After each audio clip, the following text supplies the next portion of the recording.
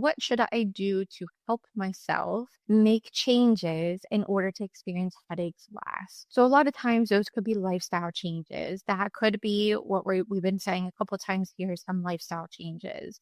If we know that maybe foods could be a trigger, we want to make sure that we're actually figuring out what foods truly are the trigger instead of just removing every single thing, because we don't want to just reduce our calorie intake and we don't really want to be causing any more harm to our tissue.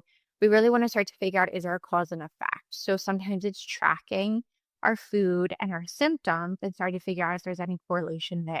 If we also are experiencing headaches, maybe from dehydration, that could also be another thing that we need to change is our water intake. But we never want to suggest anything for water intake changes, whether we're increasing or decreasing, until we start to do a diary. Okay, is there a true correlation between it? Maybe it's that we're over drinking and we're flushing out too many of our electrolytes, and maybe we need to do electrolyte. Maybe it's that we're not even drinking enough, and so our body's not even getting the proper nutrients that it needs to begin with.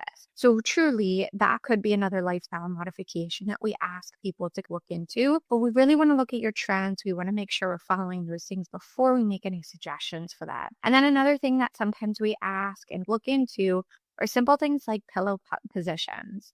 So that kind of sounds a little odd, but the way that we're sleeping all night can have an impact on our airway, and it can have an impact on our spine as well as our head position and a lot of other factors. So if we are using a pillow that's too fluffy and it's blocking all our airway, that could really be impacting us, as well as it's not big enough and it's dropping our head back too far. And now we're really not getting a good airway that way. That could also be impacting things. So those are some lifestyle changes that sometimes we do suggest, or we start to look into to make possible modifications to assist in headache pain.